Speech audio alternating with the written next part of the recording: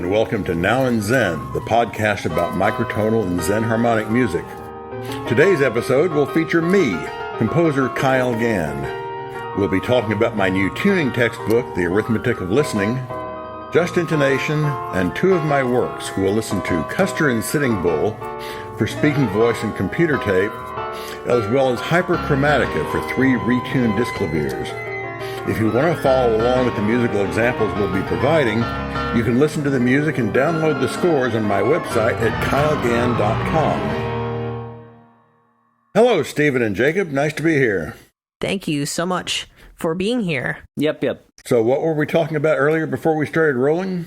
We were talking about the arithmetic of listening. Well, it basically, it goes through just intonation from Pythagorean to 5 limit to 7 limit to 9 to 11 to and 13 and beyond. And in 5 limit, it pauses for a while to do mean tone and well temperament. And, the mean tones, it emphasizes 3rd comma, 2/7 comma, 4th comma, and 1/6 comma.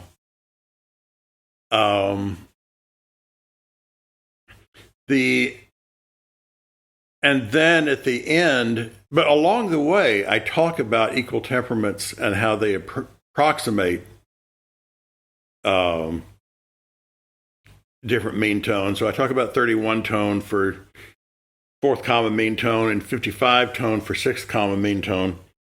And then, so at the end, I have these 2 chapters. The first one on non-12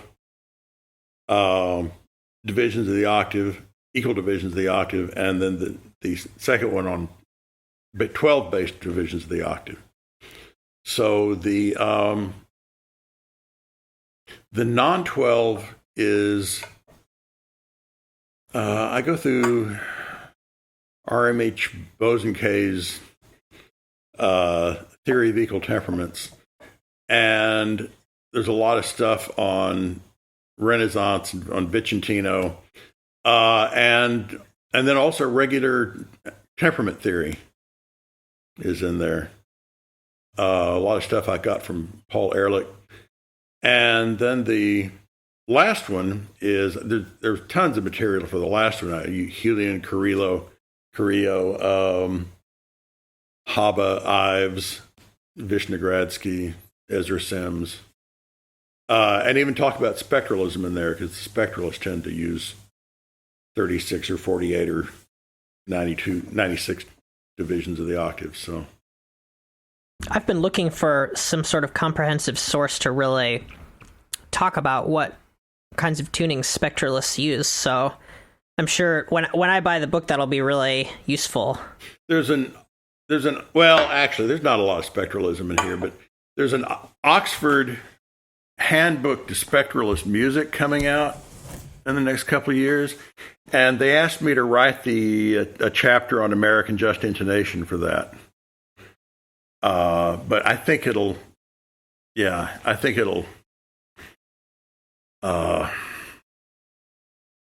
Young, Riley, Tenney, Ben Johnston, a little bit about Lou Harrison. So when that comes out, I think it'll be a pretty good resource for a lot of the other stuff. I didn't really discover spectral music until the late 90s. And new trends that you discover after you're 40, you tend not to get too involved in. There's a famous quote that goes around that says, everything that exists by the time you're 15 is natural and just the way the world is. Everything that you discover between ages of 15 and 35 is new and exciting, and you could probably make your career out of it. And everything that happens after you turn 35 is against nature. Against nature. Well, it's funny because isn't it like a I have this idea in my mind of like microtonality as just these many, many different people working in separate tunnels. It's like we're all digging different tunnels, and then eventually we find each other later in this underground network of. But I mean, it comes across as okay, it's this trend happening in France and Europe, or these different places, and but I mean, was it just as big as just intonation here and in the West Coast, or like, is it sensible to compare size or the prevalence, and then in terms of East and West Coast? Well, just how big is spectralism? How big is just intonation? How can we measure these things now? Does it even make sense to try to? Yeah. Well, I think, these geographical differences all eventually kind of disappear. But I think the orientation of microtonality in America for a long time was determined by the fact that you had Ezra Sims on the East Coast, Ben Johnston in the Midwest, Irv Wilson on the West Coast. And so for a while, there were very distinctly geographical ways of looking at it. I think it's fascinating in your textbook how you can make a timeline that not only goes through history and kind of geographical history, but also through different complexities of tuning sort of at the same time. Yeah.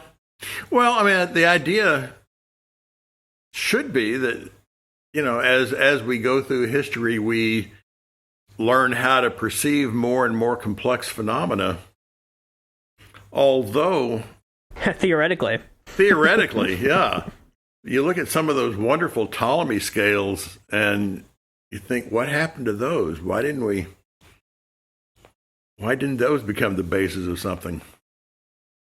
But I know, like John Chalmers I think was the one who said he wasn't even sure that the enharmonic genre was ever actually used. They knew it theoretically, but who knows whether they actually performed with it. Yeah.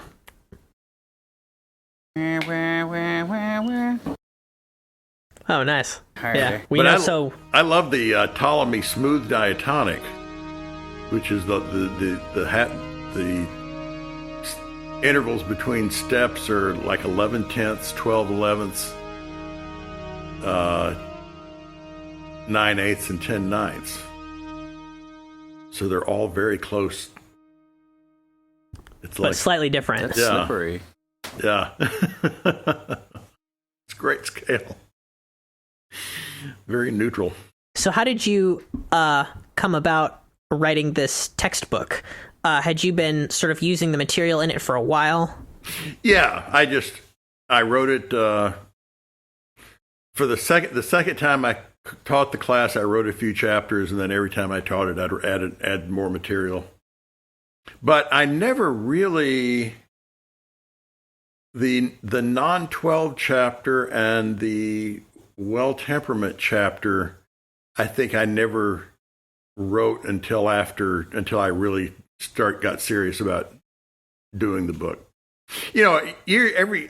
When you write books, publishers are always asking you what you're going to write next. And for years, publishers would ask what I was working on, and I, with a mischievous grin, I'd say, "Well, I've got a tuning textbook half done," and their eyes would glaze over, and they'd change the subject. Yeah. And so finally, I said that to my usual editor at University of Illinois, Laurie Matheson, and she said, "Great, let's do it." And so, if she hadn't said that, it wouldn't be out yet. Wow. Nobody wanted to tackle that. Publishers don't put out a book until they see other books on the same topic being successful. Oh, that doesn't seem good. And so it's very difficult to write the first book on anything. So what we need is like a flash mob of tuning textbooks. Yeah. Well, there probably will be one now. The other publishers will. Yeah. I remember that there wasn't for many, many years, there was no book on minimalist music. until Rob Schwartz managed to get one out on Phaeton, which is an odd little press. And then all these other books on minimalism started coming out. And somebody has to be the first one, and it opens up the field. The publishers are stupid that way. I've told them that, and they completely agree with me. That's what they do. And they're not going to stop doing it. Well, maybe this will usher in a new era of tuning textbooks, because I guess we've had other tuning books that sort of cover similar material. You talked about maybe David Doty's Just Intonation Primer. I've got like Easily Blackwood's Structure of Recognizable Diatonic Tunings here, but this, is an actual textbook. I've got a book on tuning in Japanese by Mamoru Fujita, and that's from quite a few years ago now, and one came out in Germany several years ago. So there are a few other ones. Are they sometimes in other languages? Are those in English? No, those aren't in English. Ah, I see. Yeah. So your book addresses sort of the regular temperament theory paradigms. It's been something that's sort of not exactly confined to the internet, but it seems to be something that like circles around on these online groups and then almost never gets mentioned at the universities. I had a hell of a time figuring it all out because the stuff on the internet was so difficult to read. Yeah, it's kind of dense. I basically had to go through Paul Ehrlich's Middle Path article with him over and over again. Yeah. Till I finally got it. So. Yeah. That's a great paper, and there's so much in there. Well, there's a lot of information that I couldn't get from the paper without his help. What do you get out of the Blackwood book? I took a look at it. It's it's highly mathematically dense. Mostly he talks about certain mathematical rules. So, for instance, I learned in that book that if you are using a rational ratio, you're going to get an irrational cent number, except, of course, with the octave. Yeah. And then I also looked into it when I was examining diatonic scales and which equal tunings can support a diatonic scale that has 5 large steps and 2 small steps. Yeah. So he talks about the rules for that, and then he also talks about what's now called the dynamic tonality continuum between 5-tone equal temperament and 7-tone equal temperament using the diatonic scale. So he has a big chart and goes into detail about it. Although, nowadays people have done that with all kinds of different modes. Like, I don't know if you've heard of this concept of dynamic tonality, but for our listeners, what happens is it's sort of an interesting idea to take any given mode with large and small steps. Like, let's just use the diatonic scale, 5 large steps and 2 small steps. And then you can slowly, over time, with like a computer program or some other tuner, you can make the large steps smaller and smaller in size and the small steps larger and larger in size while keeping the octave the same size. Right. Okay. So that you've allocated that octave space differently. Right. So when the small steps get large enough and large steps get small enough to equal each other in size, then you just have 7-tone equal temperament, right? Yeah. And then if you do the inverse, the opposite is to make the smalls so small that they become 0 and disappear. And then you get 2 redundant notes on 5-tone equal temperament. Okay. So his book goes into detail about that with a chart. And then I think most of it is really actually about historical tunings and different kinds of mean tone. I think he dedicates 1 chapter to equal tunings. Okay. So, I mean, that's mostly the material that's in there. Okay. Well, that confirms the impression I got of it. I just never start with scales. I start with harmonies. I start with what kind of harmonic relationships I want in a piece, and then I figure out which pitches will get me that. And I have frequently written a microtonal piece without knowing how many pitches I used. And then when I'm finished, I count up because I get curious to see how many pitches I used. But I'm never looking at scales. There's a really great open source software called Rationale. Yeah. Created by Chuck Hubbard originally, but it's based on this free JI idea where you can define your scale of pitches, but then at any moment you can modulate and say, this is the new 1/1. Yeah. And you can just do that forever, and it keeps track of all the math. Yeah. I'd be very curious to see what kind of composition you would do in that tool. What performance setup would you do that in? It's like a computer composition tool, but it creates a kind of score that looks kind of like a piano roll, I think, but it has like the ratios next to it. Yeah. But it's doing it for like synthesized timbres, like C sound, I think, is what it's built on. Yeah. Well, I would sometimes find my plans were too ambitious, and I'd be looking at, I'm trying to use like 77 pitches of the octave, and it's going to be a pain in the neck. And in my attempt to avoid that, I kept gravitating closer and closer to the harmonic series. Oh. Because all those pitches were in there, all the relationships I wanted were in there, and I never really did it until Hyperchromatica. Yeah, I noticed that. Yeah. A bunch of early pieces like Charing Cross and Mystic Chords, I ended up using, I would like, everything would be in the harmonic series except I'd want a 17th harmonic, but the 17th harmonic is dull. So I'd use 15/14ths instead. Hey. So basically I just had the harmonic series plus one substitute harmonic series based on 15/14ths, which is 120 cents instead of 17/16. And finally I got to the point where I said, I just got to use the harmonic series. It gives me everything I want, so. But the one thing it didn't give me enough of was pitches between the major and minor third. Oh. So you added some of those. Well, no. The next piece I wrote was the Insomnia of Lilacs, and I came up with a whole different system. So what I started doing then was using sets of 12 different pitches on different instruments. And so all I had to do was keep in mind which key in each instrument was in, and it was the same scale in every instrument. So that I did Insomnia of Lilacs that way. It was easier to keep track of than having a different scale on every 12-pitch instrument. Oh, wow. I haven't looked at this one. Insomnia of Lilacs. Yeah, I'm going to look at it too.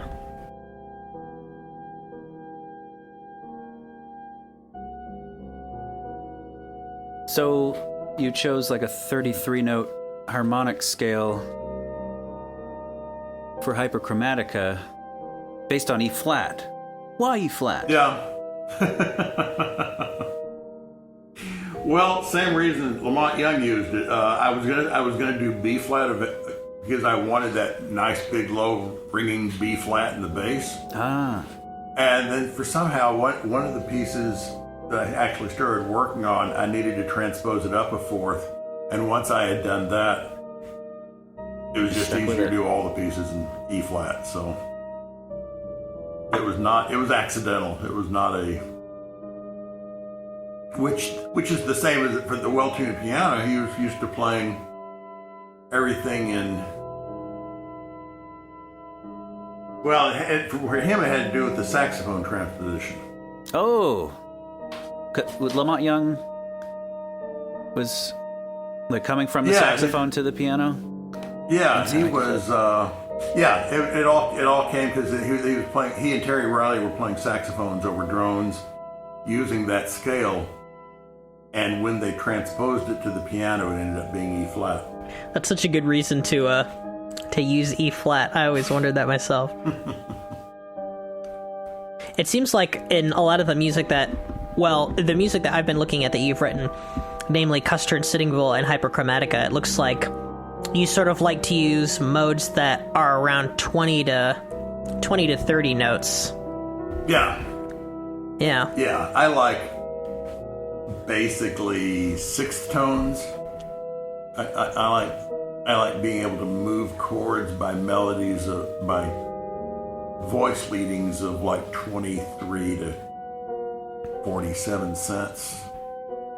So that's kind of like a microtonal area for you where the step counts as sounding like a microtone. Yeah.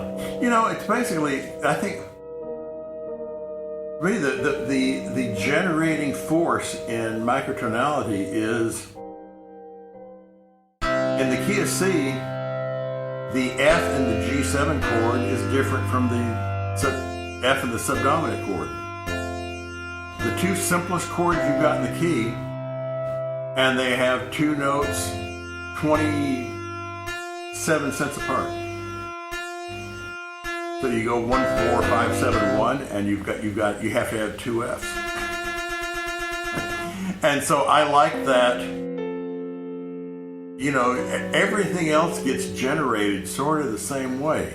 These pitches that move slightly, but the chord progression makes so much sense that you understand why they move. Nothing sounds wrong.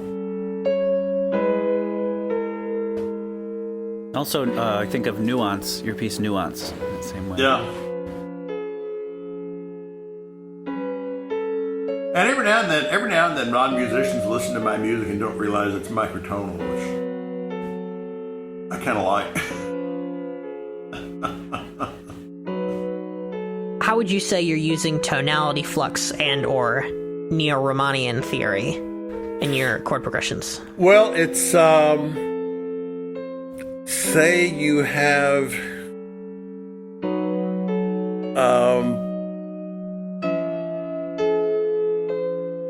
say in a regular scale, I've got major triads on C, E, F sharp, and A flat.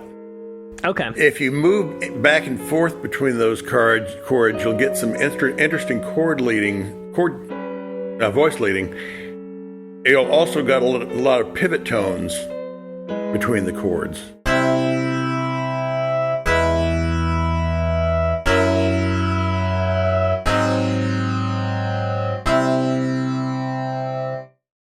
Mm-hmm. Now, if you do it if you have a major triads on the first harmonic, fifth harmonic, 11th harmonic, and 13th harmonic, you'll have the same kind of voice leading without the pivot tones.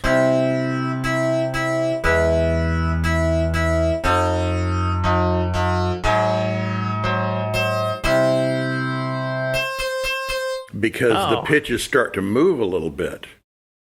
Because the 13, like A13 flat, the fifth is, or the major third above that is C13, which is not C. It's a little bit lower. Yeah, and so you start to get these microtonal inflections between chords. And then you add in the seventh harmonic to those chords, and you add the ninth and 11th, and you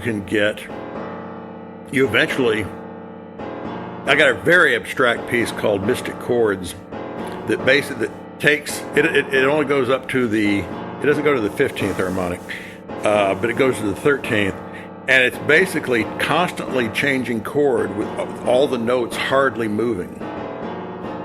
The notes all stay in the same register, but they're all slightly shifting depending on where the tonic is. So that's kind of the paradigm for all the stuff I do, pretty much. In my early days, I used a lot more septimal triads and seventh chords. 1, 7, 6, 3 halves, 7 fourths. And I do a lot more with that kind of thing in Custer.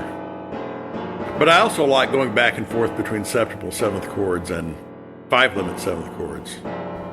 Yeah. Get these wonderful little pitch shifts in between, so. Would you say that when you're writing in very small pitch shifts between adjacent chords, like the ones that you just described, where you don't have pivot notes anymore, do you try to bring those out in any capacity melodically? Oh, yeah. Sometimes you do, sometimes you don't? Yeah. No, always. Always, yeah. Because I definitely hear that in Hyperchromatica and some of the higher parts, especially during like the more frantic pieces, like Galactic Jambouree and all that kind of stuff. Yeah.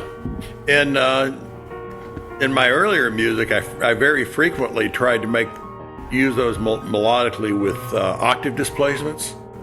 Yeah. So you'll have like A13 flat in one octave and A flat in the octave below it. And so you're getting all these almost octaves. Oh, so you're using that as a harmonic device, like you would have those notes together? No, I'd have them within a melody, and the chord would change, and so you'd hear these two notes that made sense within their chords, but they don't make sense with each other. You know, I inherited from, maybe through the nature of Ben's notation itself, you know, a lot of Ben's just intonation music is very tonal. Yeah, that's true. And I don't think Ben ever used tonality shift nearly as much as I do. But I like the idea of making the melody intelligible with the harmony. Because I think if you just, it's, you know, it was the quarter tone dilemma. If you just if your music is just unleashed weirdness, most people are always going to listen to it and say, "Oh, that's too weird," and just turn it off. And I think you need to preserve some normal pitch relationships in there for people to understand that microtonality could be a wonderful thing.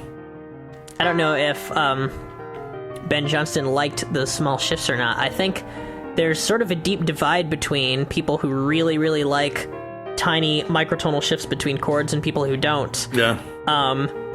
So you definitely seem like you like them. Yeah. I think we're in this still in this weird early stage. Well, I kind of see like patterns of early music playing themselves out in the development of more microtonal music. But that's to say that like it's like there's these techniques, and then people are excited about the techniques, and they make music that is demonstrative of the techniques. But then there are other people that are more like, well, that's not what the music is about. You know, the fight, the 20th century fight between tonality and atonality is preserved in microtonality.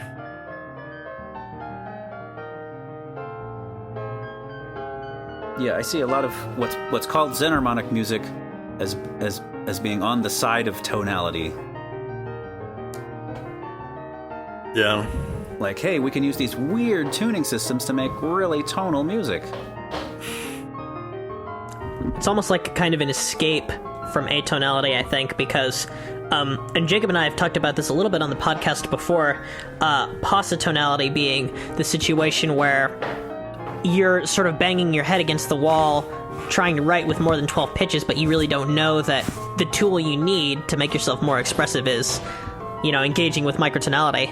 So maybe some people, like, I think maybe this happened to me. I don't know if it happened to you, Jacob, but it's almost like you sort of figure out that most of the chord progressions are really, really come from similar things, and you're like, well, there's got to be a way to preserve, you know, the sensation of coming like back to a note, you know, tonality, but with new notes. So, yeah. And then you can also be more atonal with microtonality as well, since there are more opportunities for subverting expectations and using potentially anything you could think of. Yeah. Seems to me most of the microtonal music I hear is more on the atonal side, but yeah. At least the stuff that Aaron Calais? Yes, yeah. A lot of the stuff Aaron Calais put on his CD seemed more that way. More in an atonal vein. And also, well, I guess it depends on what circles you move in, because also when I went to University of Pittsburgh for the Matthew Rosenblum, most of the pieces on that festival were very atonal. I had one of the eutonal ones, so. But I'm sure it depends on what community you're in, and I'm sure academia promotes the more atonal ones. Yeah, so. I think that's definitely how that happens.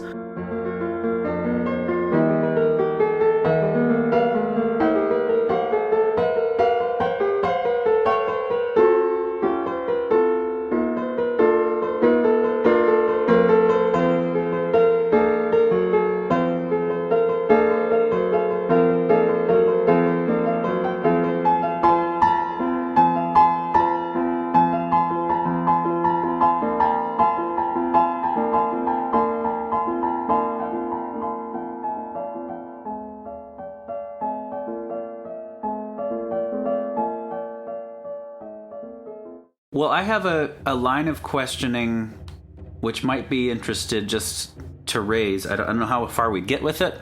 I'll say this. When I listened to Custer and Sitting Bull and was reading through it with the score, and I saw, all these meticulous markings of these are some of these are instruments that, that are acoustic instruments, and then some of these are synthesizer timbres.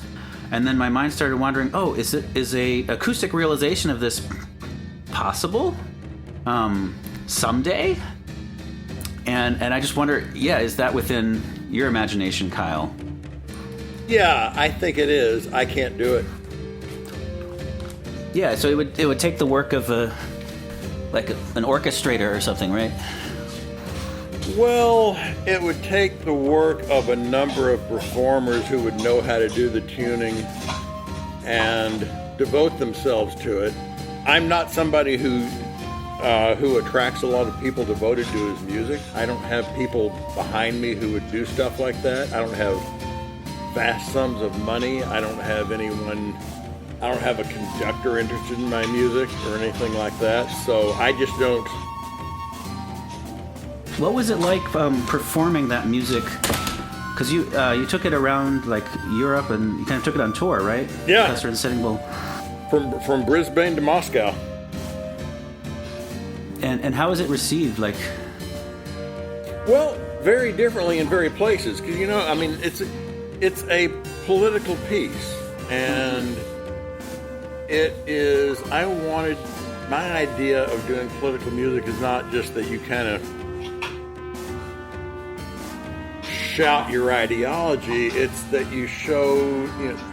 Custer was sometimes right and sometimes wrong. Sitting Bull was sometimes right and sometimes wrong.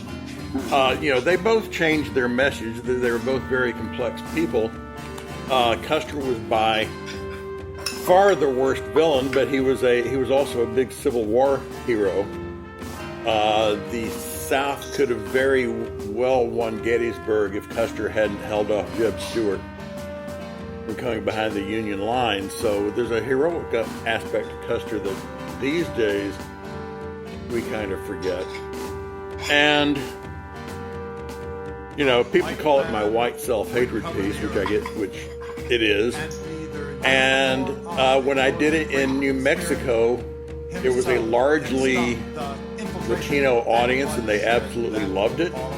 And I did it in North Carolina, and I took applause, walked off stage, came back out, and the audience was gone. They simply left. Whoosh! Dang. So it had a lot. It meant a lot of different things, a lot of different people, depending on the audience. I did it in Louisiana to a largely African American audience, and they got interested in it. So, and I get these comments.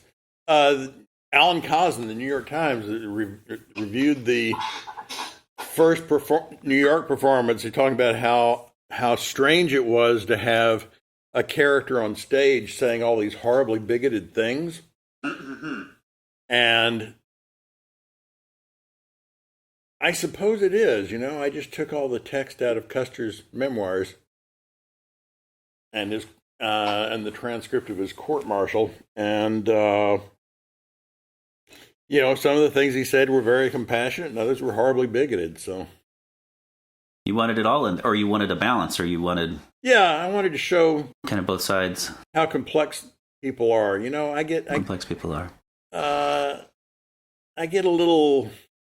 I'm pretty leery of this tendency these days to blackball an artist if he's found morally wanting some way or another. Why do you use Johnston notation instead of Helmholtz-Ellis? I've always wondered about that in Custer and Sitting Bull, because I think Helmholtz-Ellis is easier to read, but I'm sure there's lots of stuff that I haven't thought of about Johnston notation that actually makes it more easy.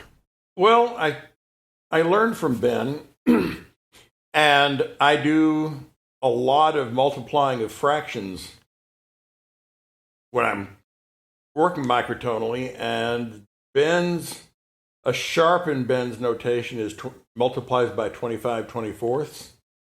A sharp in Helmholtz-Ellis, I think, multiplies by 2,187 2048. Oh, is that just the epitome? I guess. I think it is. Maybe. Okay, so 25 over 24. Difference between C and C sharp and Pythagorean. Yeah. And I can't keep that number in my head. Huh. Yeah, that's... It's much easier for me to start with the Ptolemaic sequence. Huh, yeah.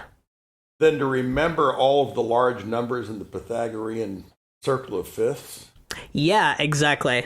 Yeah. So... Yeah, it depends on what you're focusing on as both like a writer and somebody who wants to read that music. It probably also depends on the harmony you're using as well. What kinds of harmony you're using and what you want that to do. Yeah. And I like CEG being a major triad instead of CH down arrow G. Oh boy. So. Yeah.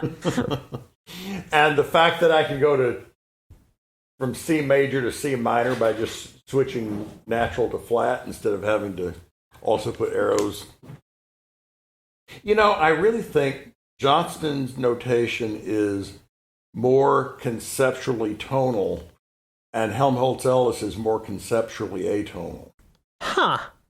Yeah, actually, I see that because the bias of the diatonic scale. Yeah. And I don't mind having C major in the center of my tonal universe. Oh, we're opposites. Well, I'm a minimalist. I started out, tonality was just fine with me, Yeah. How did minimalism influence Custer and Sitting Bull? Well, there are lots of repetitive chants that use that accumulation or phasing in of forms that we talked about earlier. There are. That are really interesting. The third scene is all additive process. Come on.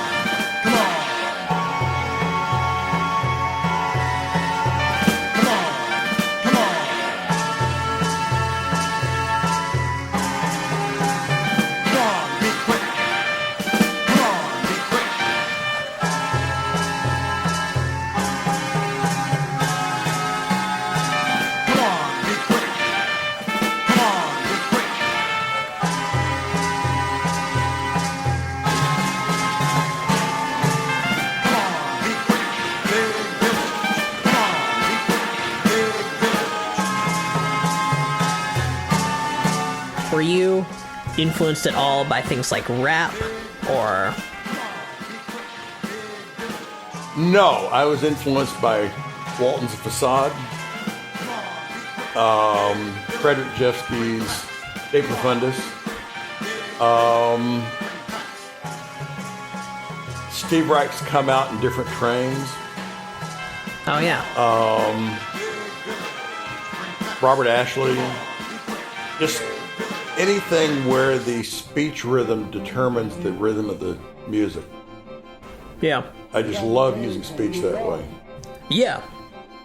I was raised on poetry, and it always fascinated me that words had their own built-in rhythm.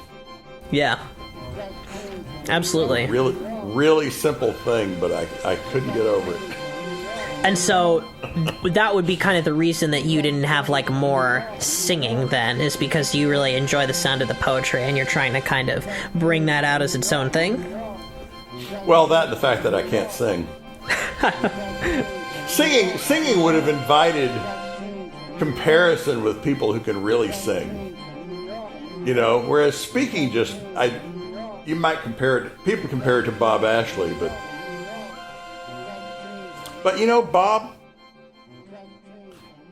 Bob's operas are always in the same meter all the way through.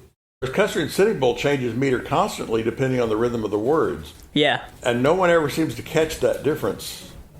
Yeah, I think it's because of it might be because of the prosody of the words and how it just sounds like natural text. Yeah. So if it's connected to speech in some way, then the listener might not be focusing on the beat and whether it's consistent as much. Yeah. So, yeah.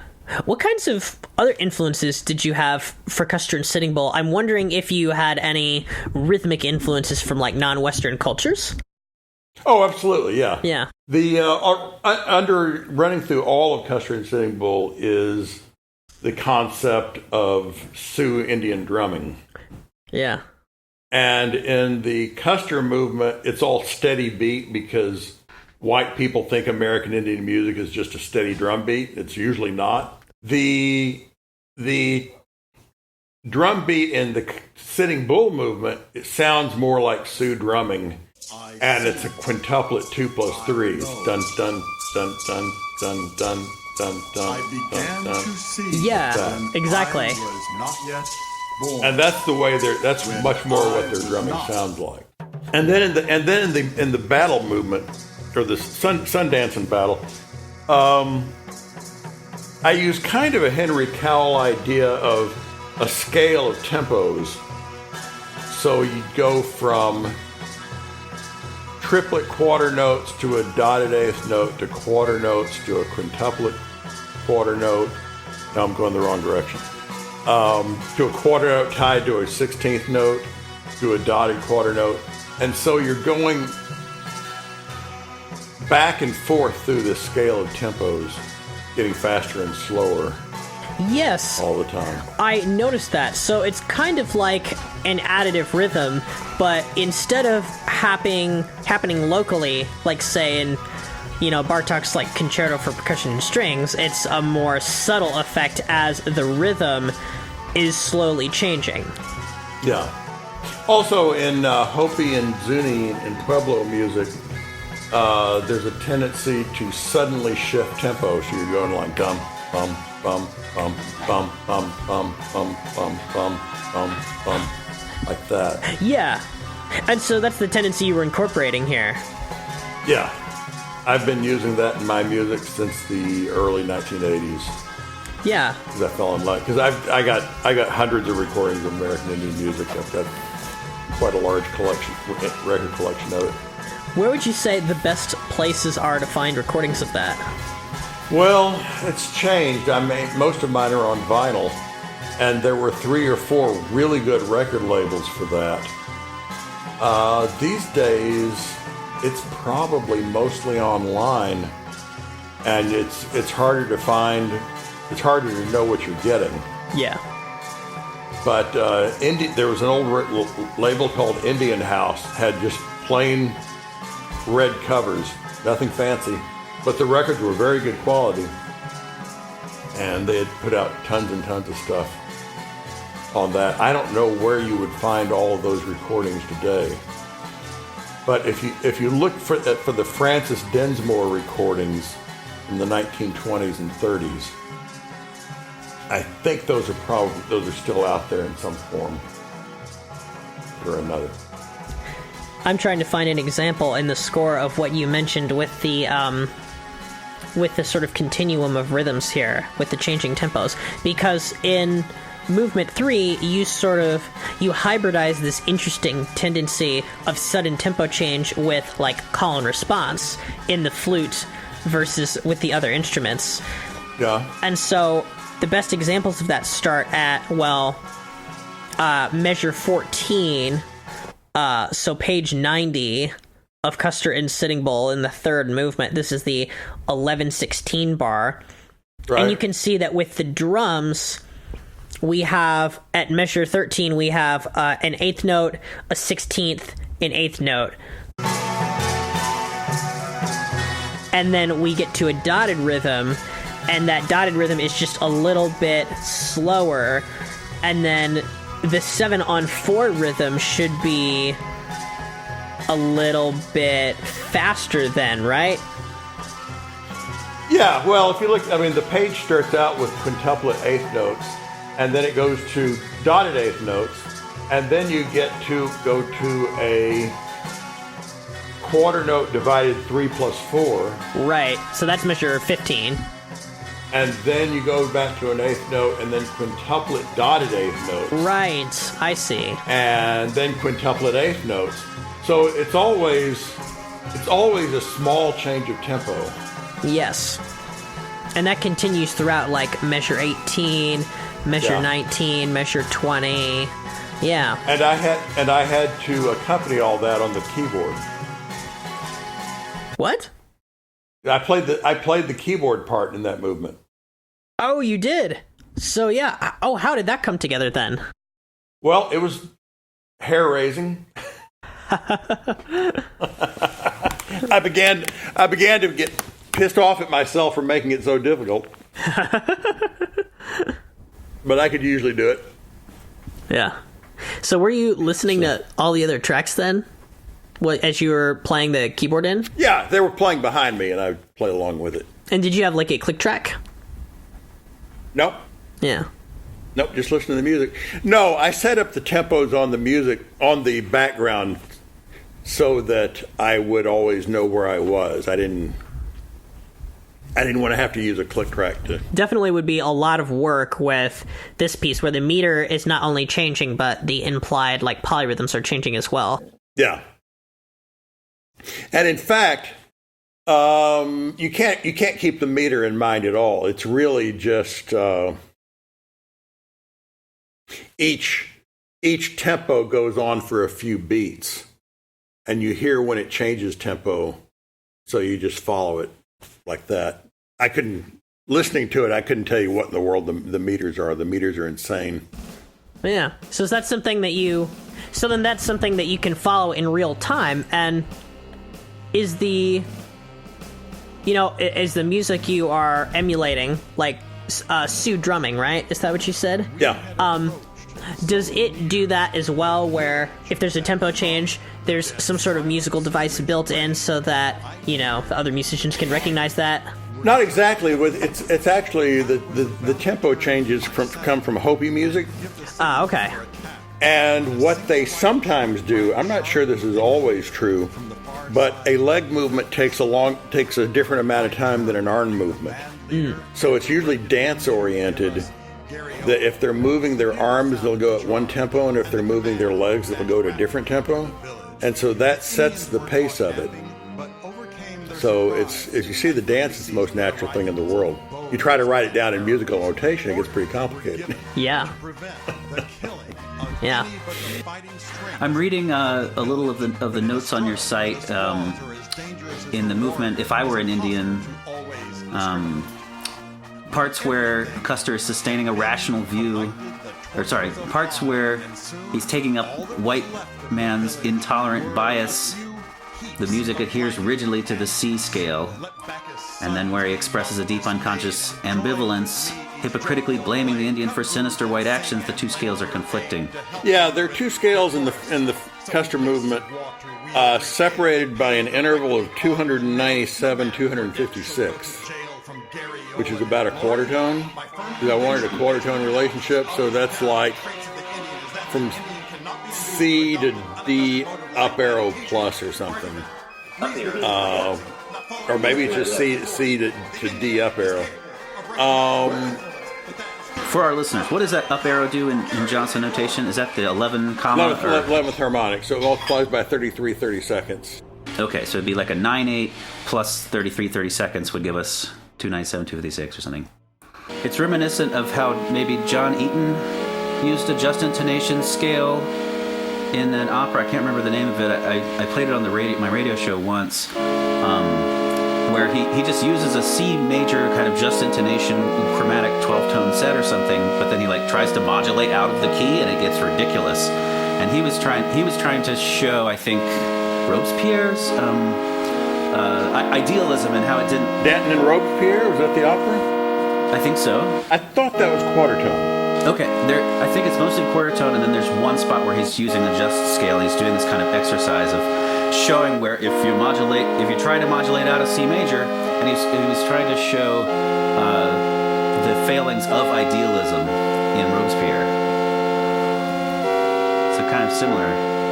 This mapping of ideologies onto tuning, and microtuning gives you that space that you don't have in 12, because there's just not that much room in 12. Did you write it for electronics mainly because of the general like difficulties of microtonality? When John Cage moved to New York in 1942, the next 10 years he wrote almost all of his music for player piano. The reason for that is rehearsal space is very expensive in New York. I realized at some point that I was not going to have a career in New York unless I played my music myself. Yeah. And I thought about the Custer and Sitting Bull opera for years and years. And then in 1995, Michael Rouse did his one-man opera, Failing Kansas, in New York. And that gave me the paradigm to how to do it. He put on a CD. He stood and talked into a microphone, and he played the harmonica. Wow. And I don't play the harmonica, but I can put in a CD and I can play a keyboard. And so that was, and there were, they called them pocket operas. There was a tradition in New York of doing really small operas that you could do pretty much by yourself. And so I figured out that's the way I had to do it. I don't have a talent for software, and the technological part of it comes very, very slowly to me. And so I've made 2 recordings of Custer and Sitting Bull. One was with a sound engineer in Lewisburg named Dave Auerland, and then years later, with one technology, it improved a lot. I did it again with MC McGuire in Canada, and he did new backgrounds for all that.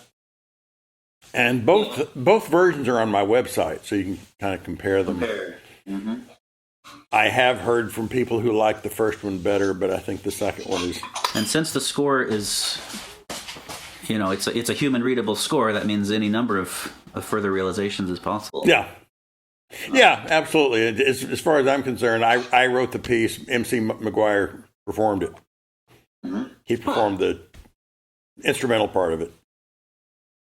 So he was sort of deciding what synthesizer timbre to use for a lot of the instruments, and that's actually something I wanted to ask you about, because there are sections, I think, in Movement 2, maybe, that feature, like, different kinds of fifths, but they have wolf fifths, like, in the bass register. So is that something that you talked about timbre-wise? Or maybe I was reading it wrong, but, like D and A plus together? I don't know if that's a wolf fifth in Johnston notation. No, it's not. Oh, it's not. Is that a standard perfect fifth? That's a standard perfect fifth. But in the third movement, there are a lot of wolf fifths. I'm getting my movements mixed up. So it is the third movement. So the third movement has wolf fifths in it. Yeah, it goes gradually from a 21/16 up to a 3/2.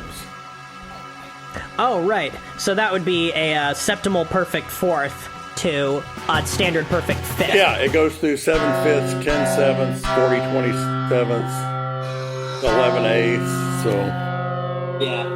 16/11. I hope somebody out there, somebody who listens to this, can understand all that. I think a lot of our listeners actually know what that stuff is. And for those of our listeners who haven't heard that before, what Kyle is naming are the frequency ratios of different notes that are being compared against a drone note. So the note is just slowly rising over time in comparison to the original note. Although the numbers describing those notes are jumping around wildly. Right, because that's kind of like how rational numbers work. Yeah. Fraction spectrum. Yeah. It's fractions. Yeah. Yeah, I didn't, I gave him guidelines for the kind of timbres I wanted. And I kind of got, at first I realized the piece on an old Proteus synthesizer, which was rather easy to retune. And I don't know if you know the synthesizer, but it has a really good English horn sound on it. Oh. And I had never in my life thought of the English horn, but I played this and said, oh, English horn. So that's why all those English, because I was starting to add up the instrumental forces. I was like, oh man, we need 3 of these and 3 of those. What? But I kind of think live-wise, there could be maybe it's 3 to 6 reeds, and then at least 3 brass. There's 3 trumpet parts that are just in there, and then 3 flutes. I've got conventional orchestral pieces that nobody will play. Mm-hmm. And so I'm not going to, John Cage always said, never write never write a piece for which you don't have a performance lined up because it makes you bitter. And I followed that advice for decades. And about 5 or 6 years ago, I realized I was getting bitter over all the music I hadn't written. I just jettisoned that advice and I started writing whatever I wanted. But Custer and Sitting Bull is a piece I could get played, so a piece I could do myself. Yeah, I wonder in a lot of these cases of people who are writing and realizing things themselves, with electronic timbres, do they want something more? And it's hard to sort of read the mind of the piece and the composer, or, there's not quite a standard of it. Yeah. Some people are perfectly happy and they want the full control of all the parameters. And then they say, well, my recording is the final product, is the composition. Yeah, that is not me. That's not you. But what about Hyperchromatica?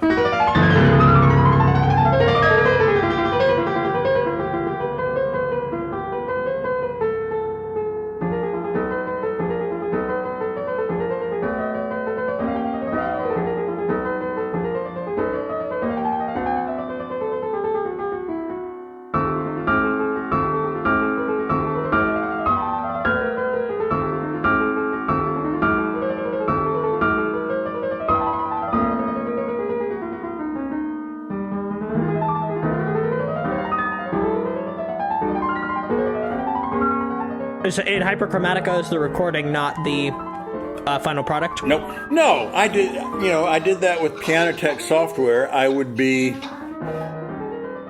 happy to do it with 3 disc claviers, but John Schneider contacted Yamaha and tried to get them to throw in some in-kind disc clavier rental, and they said, we will not allow any disc claviers we own to be retuned, which I think was their way of getting rid of him.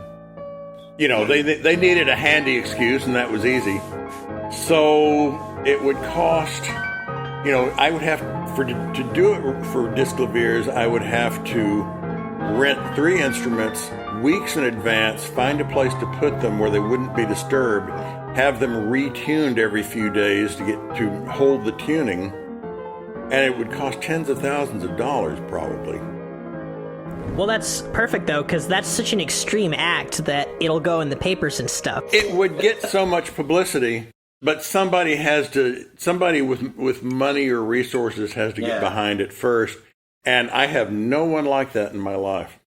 Well, to connect this up, part of my dream with, the work I've done around reviving, Ivor's name, the Zen Harmonic Alliance, and just trying to make more community-oriented projects like the 17-tone piano project, where we had 2 pianos tuned to 17-tone equal the baby grands, and they were very mismatched timbres, but they were very fun to play with. And we had them tuned at Rice University for, one of them might still be tuned that way because they were extra, but for over a year. But I guess the thing I want to stress is how to it doesn't have to be one person sponsoring, but if we can find between many microtonalists a shared need, then we could pool our resources together. Now in this case, you're using a scale of 33 notes, was it?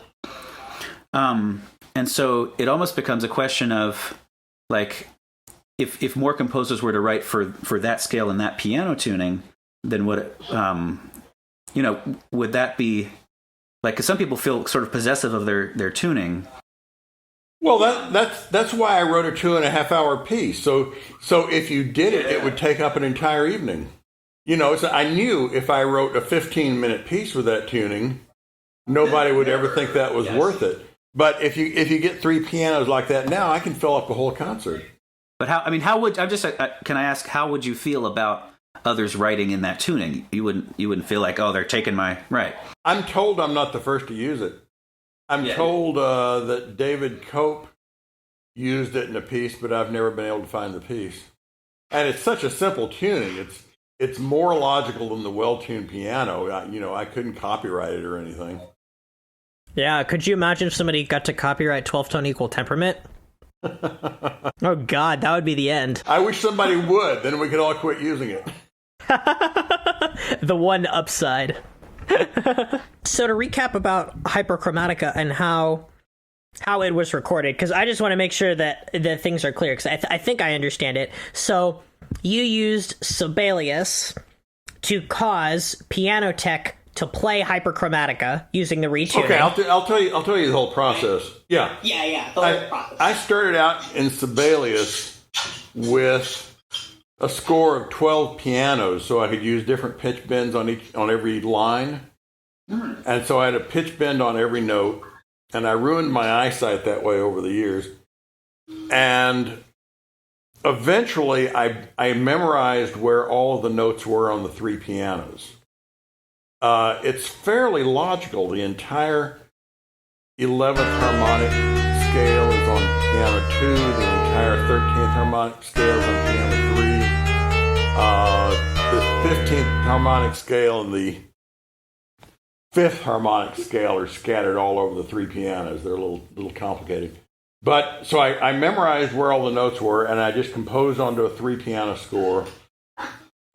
Exported that as MIDI, opened it in Digital Performer. I had been playing the playback came through Contact, which I had retuned three pianos, but the Contact pianos are not nearly as good as Piano Tech. So then I played Piano Tech from Digital Performer. I see. So you had a complex workflow with several softwares, so that you could get the sound you wanted for the CD. Yeah. Okay. And then an actual performance of Hyperchromatica would feature those pianos, as you mentioned, the disc claviers, getting them weeks in advance, having them settle into their tuning, and then controlling them like player pianos. Yeah, from Digital Performer. Wow, I'd love to see that in performance. I would too. I'm not sure how it'll work. A lot of those melodies bounce back and forth among the three pianos awfully quickly. But I think it would work.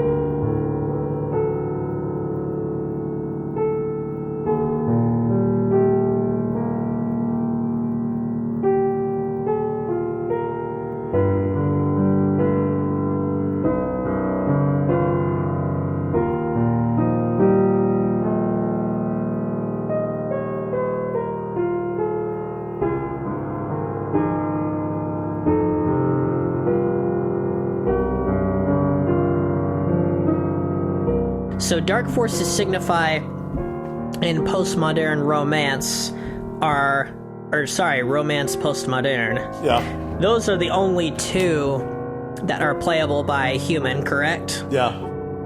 I made an arrangement of romance postmodern, dividing the pitches between two pianos, and found it was doable. For Dark Forces Signify, I think I'd have to take out some pitches, but it wouldn't matter because they're just doublings. Yeah. Okay, so is that how Aaron Calais performed And Vicky it then? Yeah. So they performed it with two pianos, and they, like, one person was playing the two pianos, or there's one person at each piano? One person at each piano. Yeah. Okay. Yeah. I've noticed there's a lot of things I've noticed about Hyperchromatica. It's just one of my favorite pieces of microtonal music, and I finally looked at the scores the other day.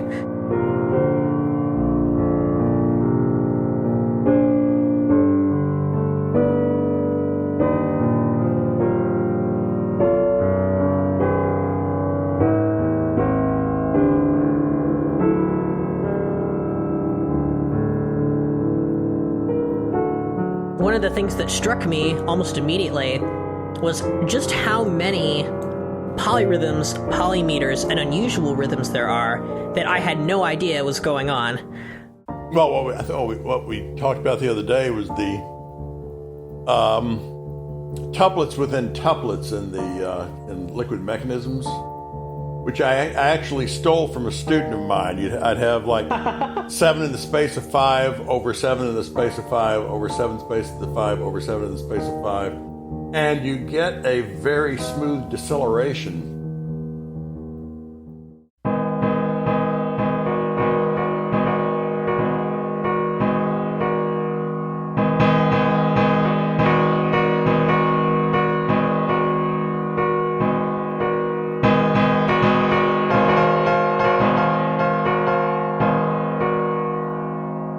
So I put several together. I'd have several different deceleration speeds going at the same time.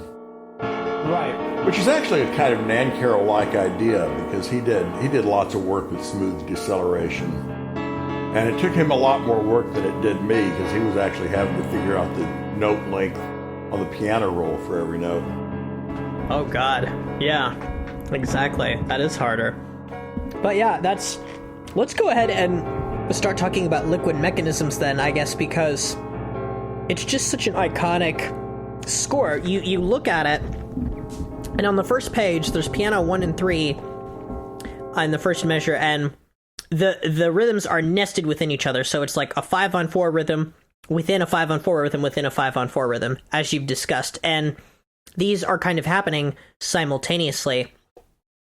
And I guess liquid mechanisms is really, it seems like it's not like many of the other Hyperchromatica movements, at least to me.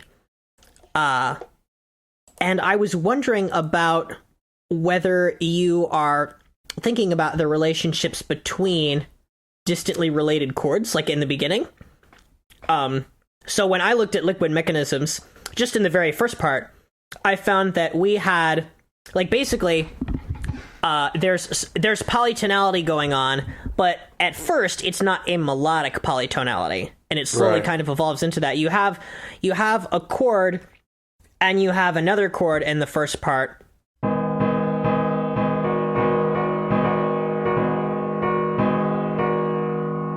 And these first two chords are both chords constructed from 1/1, 5/4, and 13/8, but they're starting on 11/8 and 13/8, and then you also get another one that starts from 15/8, which is kind of like how the which is a good representation of how the scale works in general, right? Because the way the Hyperchromatica scale is, and correct me if I'm wrong, you have the odd harmonics, and then you have the harmonics of those harmonics, or the odd harmonics of those harmonics. Yeah. Well, the basic scale is harmonics 8 through 15, and then you multiply that by harmonics 8 through 15. And when you're using 8, 10, and 12, it's a major triad. When you're using 10, 12, and 15, it's a minor triad.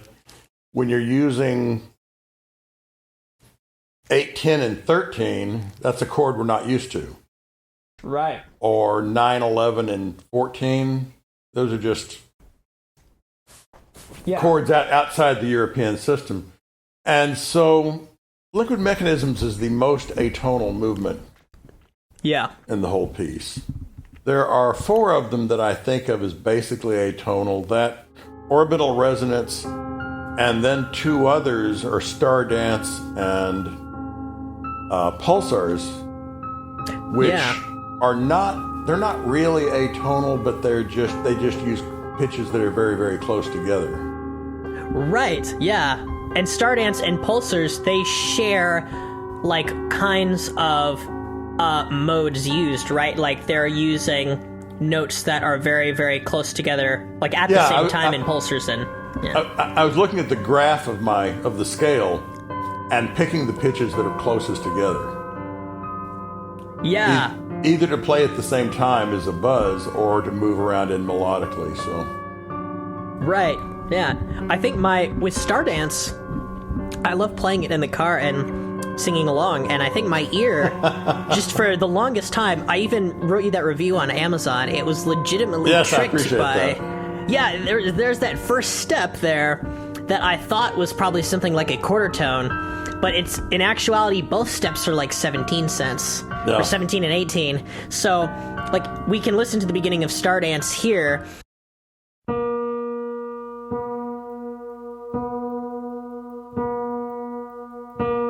And you can hear how there's one note, and then a very, very small distance up the next note, and then a very, very small distance up the next note. But I don't know why I was hearing that first distance is bigger, much bigger than the second one, so I don't know. In that context, you can learn to sing along with it. Yeah, it's very singable, and the rhythm is very, the quarter notes, or, well, the half notes, I guess, they plot along, so it's really right there. Stardance doesn't sound atonal to me.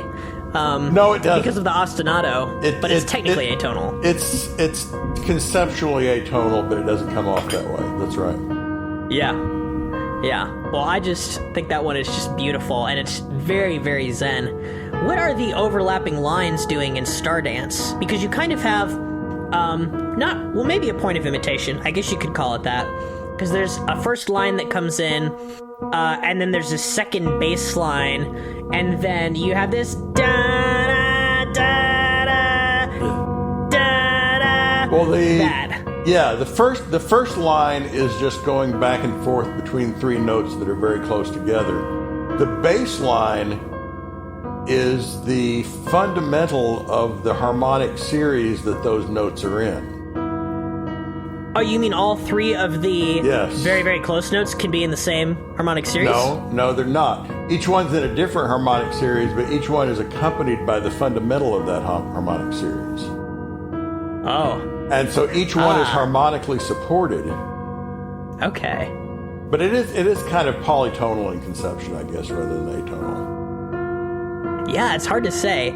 It definitely seems like there's a unified whole being created from all of those overlapping lines, especially because of the rhythm. So I don't hear things like distinct tonal areas like I do in liquid mechanisms. Liquid mechanisms, the polyrhythms enhance the sense of polytonality because it's like you have these chords that are sort of like floating islands that are completely unrelated.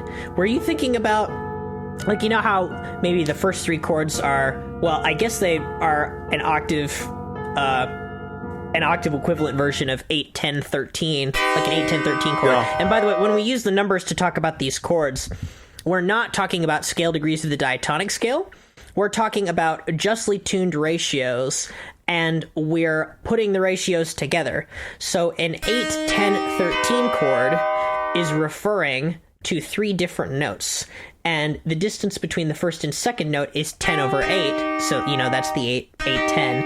And then the distance between the second and the third note is 13 over 10. So that's the 10, 13. So you can combine those and then talk about them as one thing. And the first one's is a regular major third, and the second one is a rear.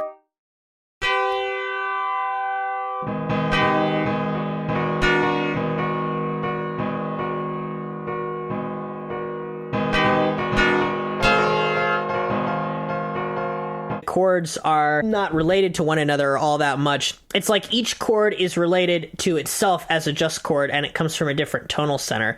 And then I also looked at the the second three chords from measures 3 to 6. Those are those come from 9 over 8, 11 over 8, and 7 over 8. So I guess that's 7, 9, 11. 7, 9, 11 that starts on 1 over 1, 13 over 8, and 7 over 4. Right. And then the third three chords are similar. Like, basically, it's one kind of chord, and then you have, and they start in different, on different tones. Yeah. So those third three chords are 5 over 4, 13 over 8, and 15 over 8. I guess you could call that, I guess that would be 10, 13, 15, right? Yeah. So 10, 13, 15, starting on 9 over 8, 13 over 8, and 15 over 8. So. Well, they're kind of like bells. I mean, because bells give you tonal relationships like that don't fit in the harmonic series, but have some kind of relationship like that. So. Yeah, absolutely. I love the part in Liquid Mechanisms where I think it's about 10 minutes in, And you've just been building melodically and polytonally for a long time, and then all of a sudden, all of the really, really cacophonous, rhythmically dense voices just start twinkling in the high register, and that's all you've got. And then you've got this giant bass in the piano that comes in, and these chords are just so Zen harmonic that, like...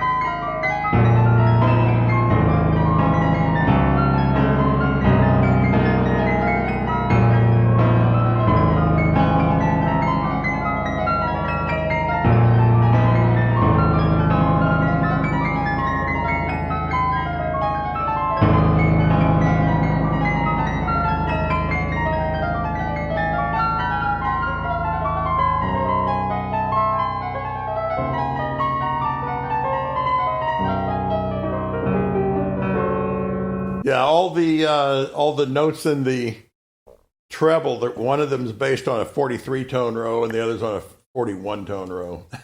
Oh, wow. So is there, like, elision between rows, or did you, like, cut out some of the notes, or, like, how does that work exactly? They don't overlap. I think there's a registral difference. Oh, right. So it's like a 43 and 41 tone row that's not octave equivalent. Right. I see. Okay. Yeah. Wow, beautiful. Okay, we've been talking about liquid mechanisms enough because I'm biased and it's my favorite. So, Really? And we talked about star dance already. Yeah. So, which ones do you want to talk about next? Well, What do you think? I really enjoyed, although it was difficult to write, Andromeda Memories, because that's kind of the jazz piece. Yeah. I wanted to see if I could do jazz harmony in the harmonic series. And I figured out I had to do it. The tonic of the whole scale is E flat. And on D, I had D was kind of the most versatile tonic because it's 15. I also had 45. I had 18. I had anyway, on D, I had a major seventh chord, dominant seventh chord, and a minor seventh chord. And so, are those all 5 limit? Yes, they are in that case. Oh, wow, really? Okay. So I had, and those are your that's 2-5-1. Those are your 3 harmonic functions. So if I kept coming back to D and going out from there again, I could have a jazz chord progression. But yeah. These had to be in D. So a lot of the pieces then, are they affected by your goals in just intonation, and then you, like, because of those goals, you have to sort of pick a key? Yep. Like Space Cat is in B flat because I needed a 1, 4, and 5 chords. And Yeah. on E flat, I don't have a 4 chord. But on B flat, I have E flat and F. And so that was kind of a little folksy tune. I wanted to kind of little Terry Riley-ish jazz improv there. Yeah. And it had to be B flat so I'd have the right chords. Yeah. You know, Space Cat always reminds me of something like very deeply Mixolydian, but there's something very, very microtonal about it that I can't put my finger on. Like maybe the way that the piece approaches something like a flat 7 makes it categorically sound like 6 instead.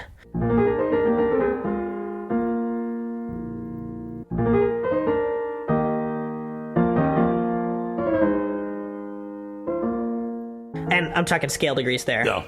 So, yeah.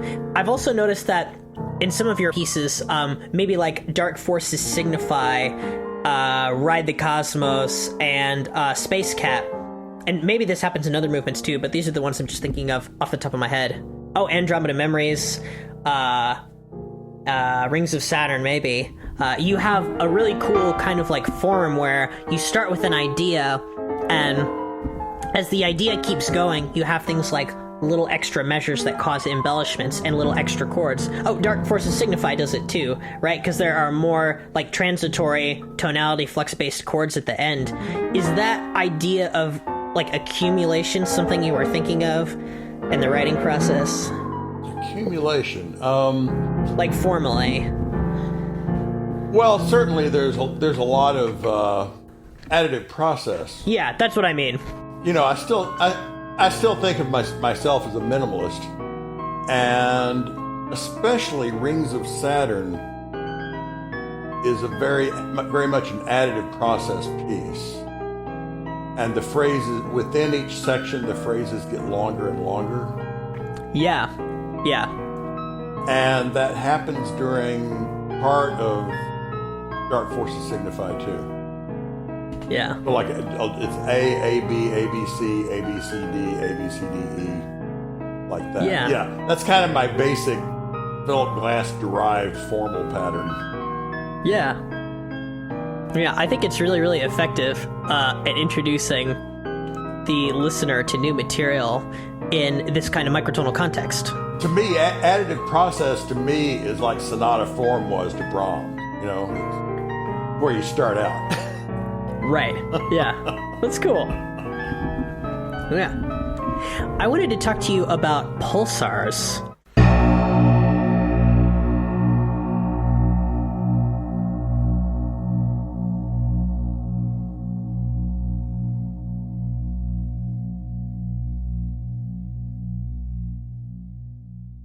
That's a piece that I can't listen to in my car, of course. What happens when I listen to it in my car is the doors vibrate. And actually, if I have my knee leaning against the door, all of a sudden a new one will come in and it'll start vibrating, and I feel like somebody's hit me. Right, yeah. Yeah, that's a weird one. I had to do it. I had to see what would happen if I did a whole piece based on maximum dissonance, just going out of tune by itself. What's interesting is I think when you get over the fact that these sorts of things are really, really out of tune, if you can get over those, I know I can, you sort of start to hear the interference patterns in the high register, and you're forced to focus on that. It reminds me of like Dolores Catharino's music, or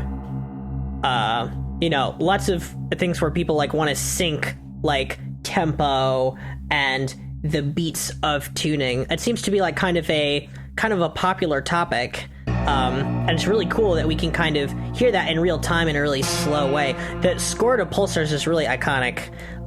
Here, I have to find it for a sec. I actually combined all of your scores into a one-page document, so it is like 1,014 pages. How the hell did you do that? I just did it in Preview on my computer. If you look at the score for Pulsars in the beginning, half note equals 12 beats per minute. And you just have these really long, loud notes, and they're very close together. And then as time goes on, you start to get dissonances that are sort of out of like the main rhythm of dotted whole notes that interfere with each other more and more. Yeah, you have to hold those notes for about 15 seconds because it takes 6 or 7 seconds to the beats to fully start coming out of them.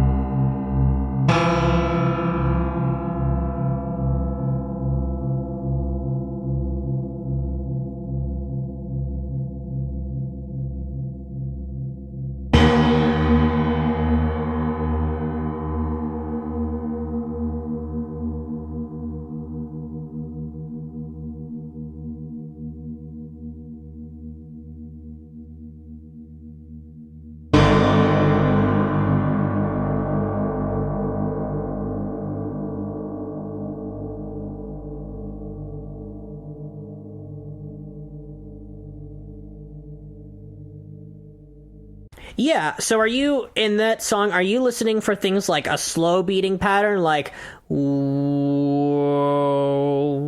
whoa, or are you listening to like sort of the higher, faster ones? Because I think there's kind of like multiple kinds of patterns, and I'd love to know like what you as the composer like wish people would be hearing in those, you know? Well, if you're not listening to the high beat patterns, you're not really hearing anything. Yeah. Because after a while, that's all there is.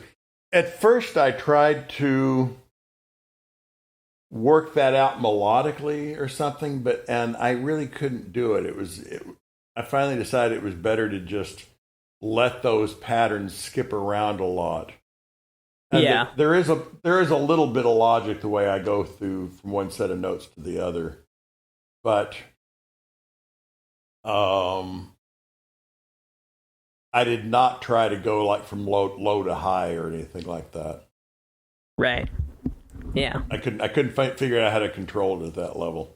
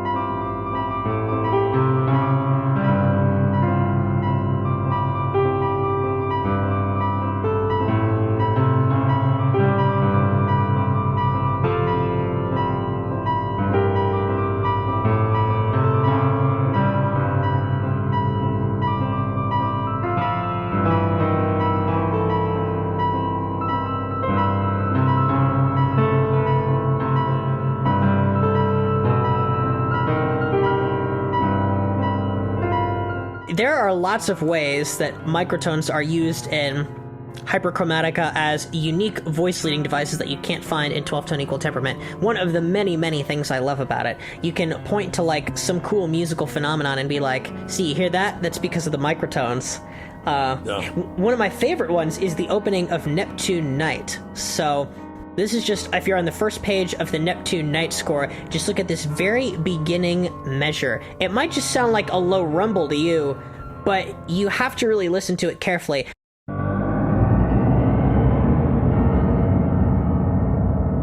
I knew that when I was listening to it, something very odd was going on. Is it all of the pitches of the scale held at once with the pedal in a big glissando?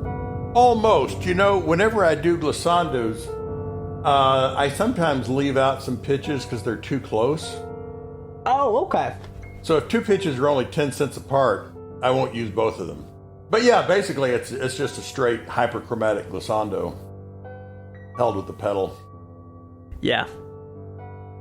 Glissandos and passing tones are also very important in many other sections of Hyperchromatica where, such as in Pavane for a Dead Planet, you have, you know, kind of a high melody note, right? I think it's like a minor seventh chord. Mm-hmm.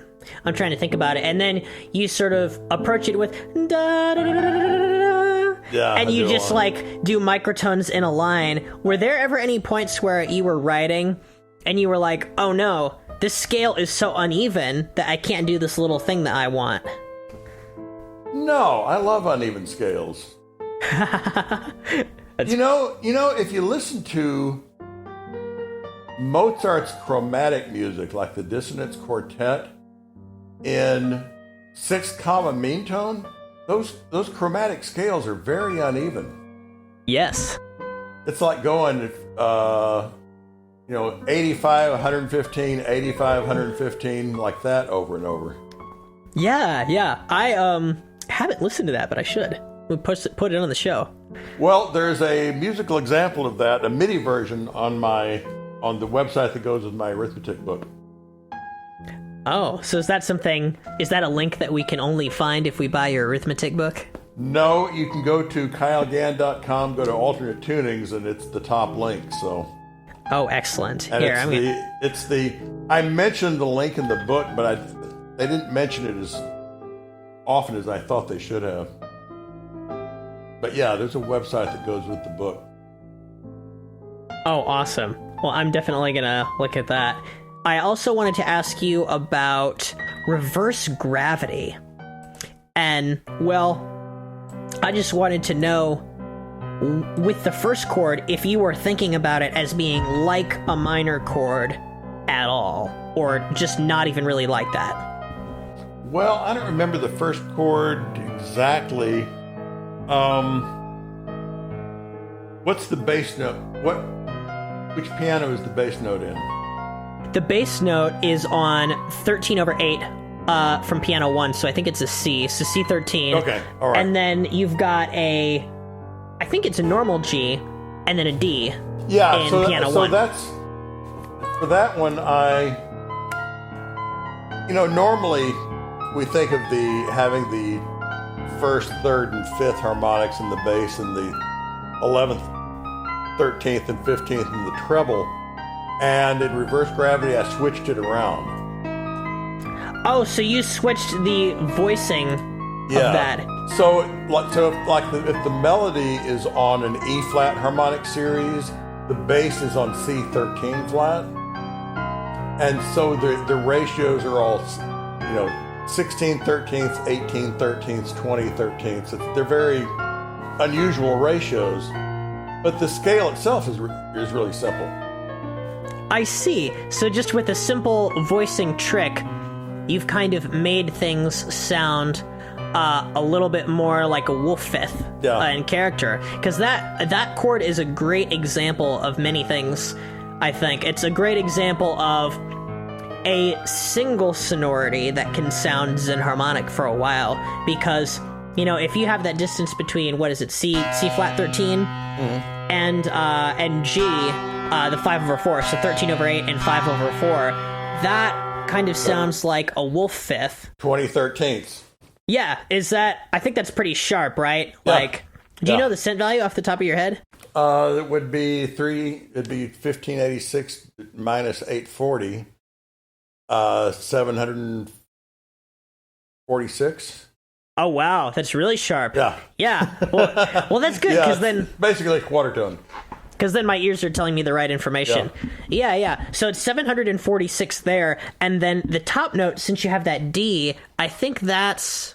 that's a 15 over 8. So what you have is, in my mind, when I first heard this chord from reverse gravity, I just was so blown away. And I was like, okay, it's not really minor, because if you were thinking about this chord as something like, maybe C minor, like C, G, E flat, it's voiced like that.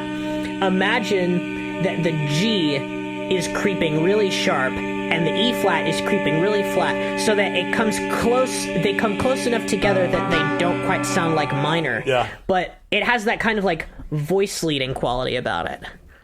Well, as I was working on the piece, I had an insight, because my basic scale was harmonics 8 through 15, right?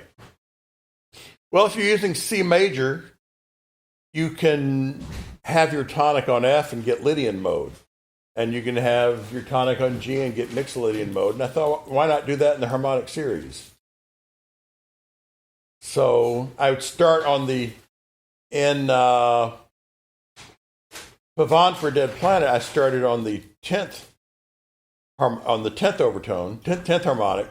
So I'd have 1, 11 tenths, 12 tenths, 13 tenths, 14 tenths, like that. And that would be the scale. And in reverse gravity, everything had 13 in the denominator, or 11. So it's just applying the concepts of modes to the harmonic series, which other people may have done before, but I'd never heard it expressed that way. So is that what's happening when... Oh, Pavane for a Dead Planet kind of modulates...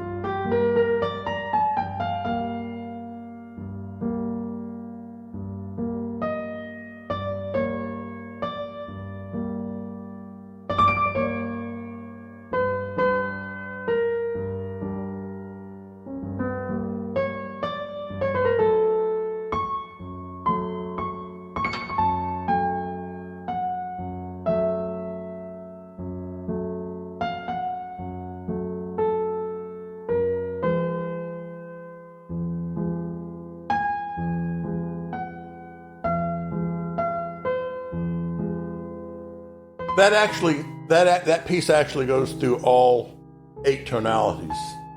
Oh, it does. Oh, that makes sense. Yeah. Let's see. It goes through 4. It's an ABA form, and it goes through 4 of them in the first section, and the other 4 in the other section. Yeah. So it's transposed from one to the other, except that the scale is not even, so the transpositions are all a little different. I see. Yeah. Interestingly, in Pavane for a Dead Planet, the B section has a very loud, big flurry of notes that is very pitch-centered. And it's pitch-centered on a note that's very slightly above the main E flat, so it's 27 cents above. It's the 65 over 64 note.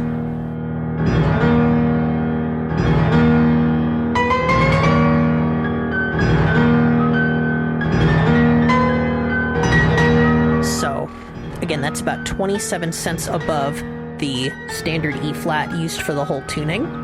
And you can think of 65 over 64 as a 5 over 4 times a 13 over 8.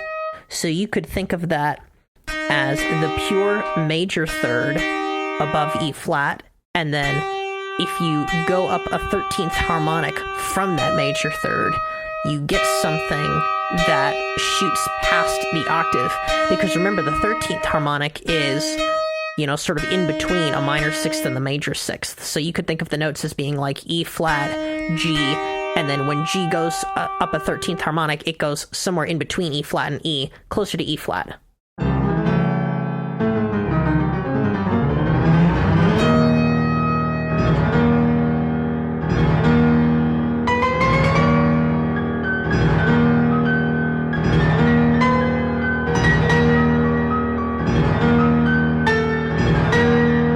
I also notice in the Hyperchromatica score that piano chords are sort of isolated within themselves. Yeah, it looks like Pavane for a Dead Planet has it. Like, I'm looking at measure... If I look in Pavane for a Dead Planet, I'm starting on page 9. We have the ostinato occurring in piano 1 with F, A flat, and C. So I guess I'm going to assume that that's something like F minor. That's measure 31. That F is 35 30-seconds. Because in that movement, the roots of all the chords are always the 5th harmonic of that harmonic series. Oh, okay. Because they're all modes based on the 5th harmonic. I see. Okay. So that would happen at page 9, and then that's also happening, like, when you get to page 10, and you get to measure 34...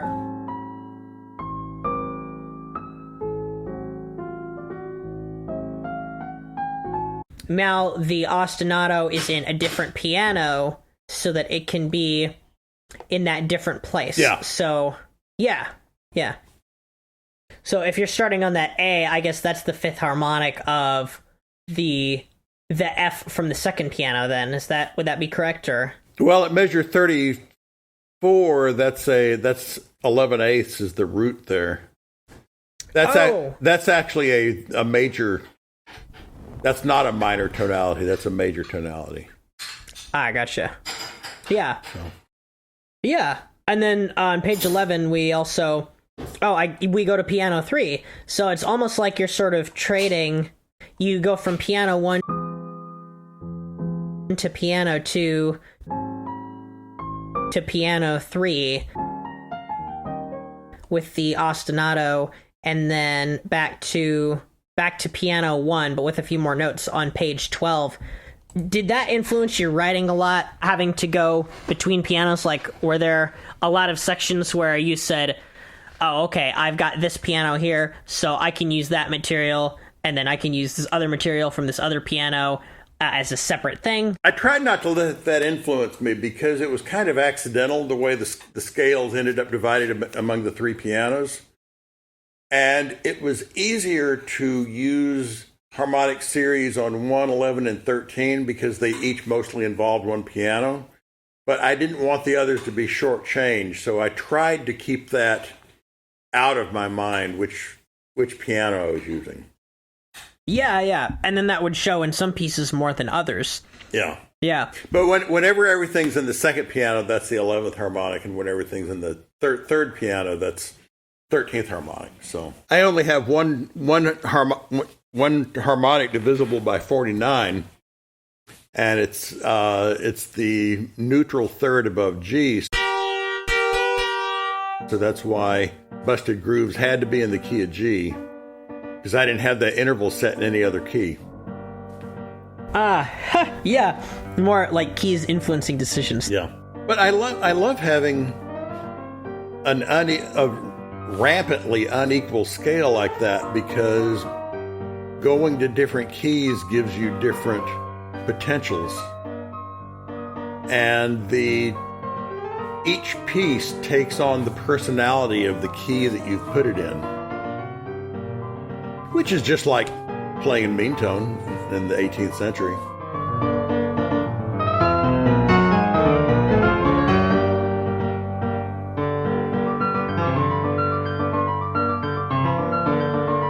Busted Grooves, when I heard that, it reminded me of the 4th movement of Custer and Sitting Bull almost immediately. The part where you're going between the 3rd, because I think it's also in G, but like, and the rhythm is like not, like the tempo's a little bit similar, but it's not like, the rhythm isn't the same, but like the G-ness of it, you know? And the kind of the way it like goes to those places. You and I are more than men, as men know men. You and I are more than men, as men know men.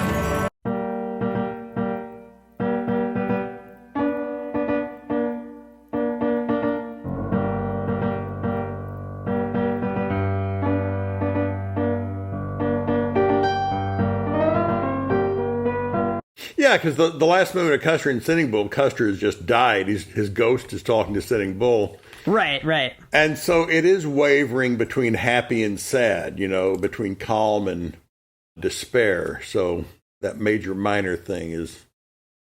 Well, yeah, Busted Grooves is entirely based on going back and forth between major and minor thirds with another note in the middle. I think it's a very American thing.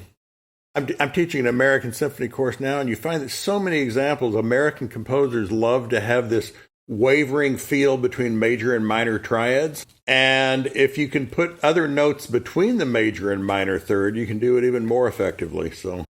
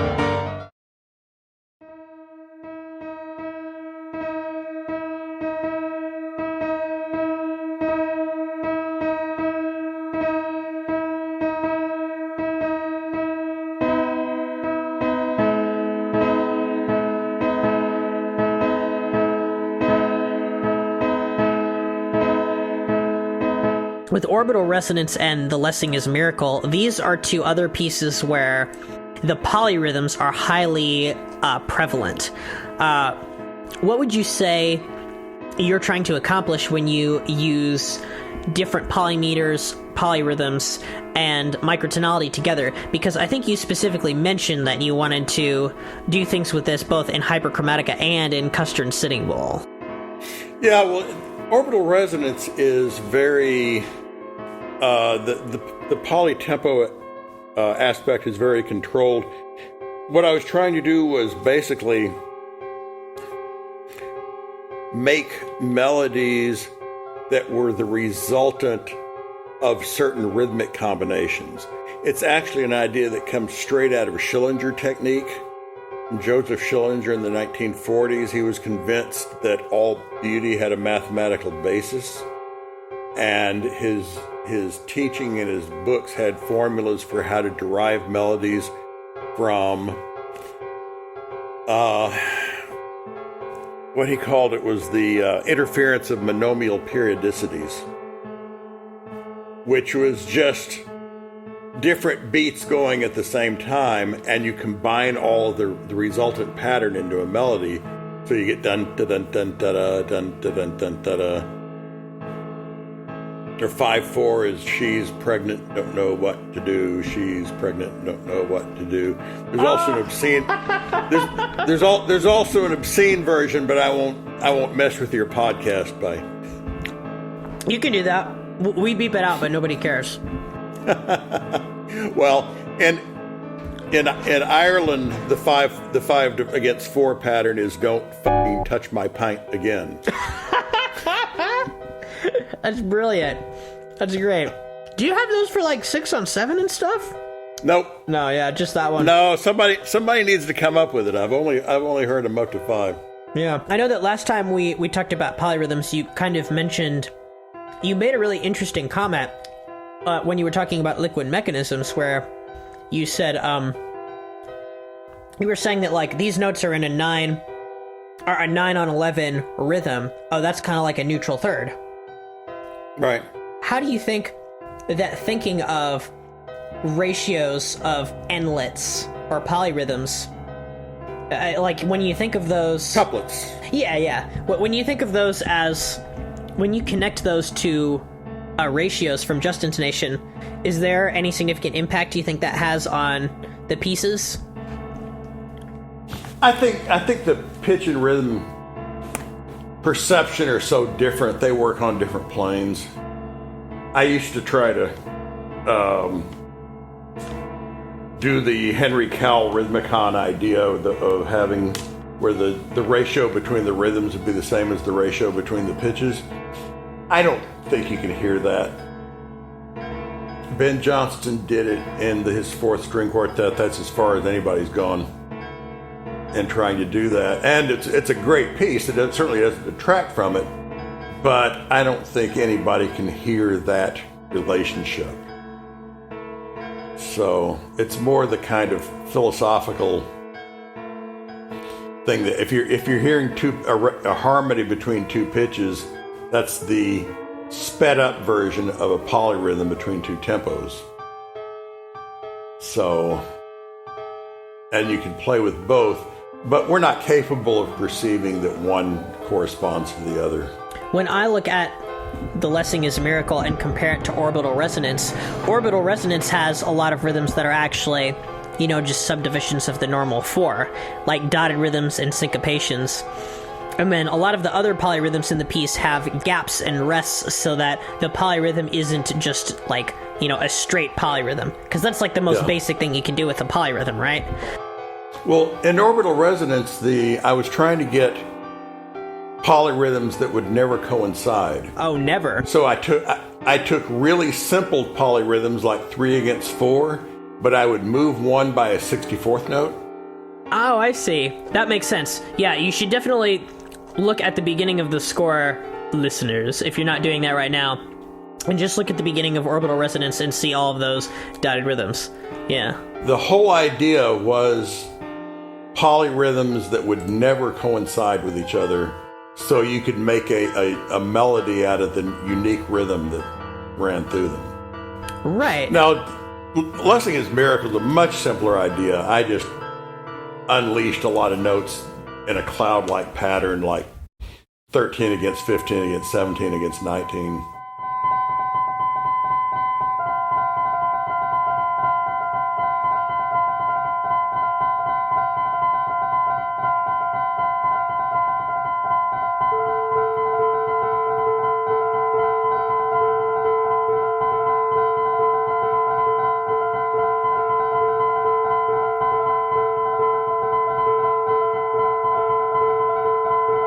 Yeah. And just making chords. It's very simple chord and melody structure, actually. So that was a much more intuitive piece. I just kind of wrote that one off the top of my head.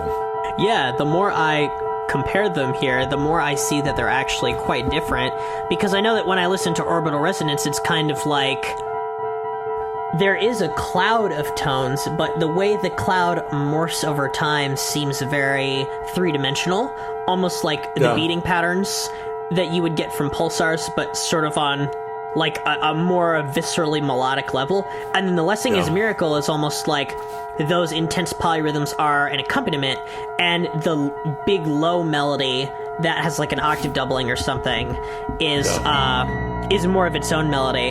And for those of our listeners who are following along, I think that starts like the Lessing is Miracle has this other melody part that comes in that starting at measure 17. So that's on page 4. We have this low part that comes in, and it's also doubled in a really, really high part.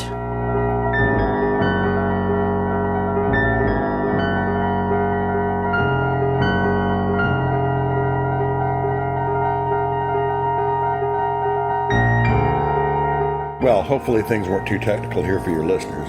Oh, I think they love technical stuff. For now, I'm kind of looking at the clock here. I think it might be time for us to go. I'll get going then. It was a pleasure to be on the podcast. All right. Thank you so much. We are just so happy to have you on the show. See you on the other side. See ya.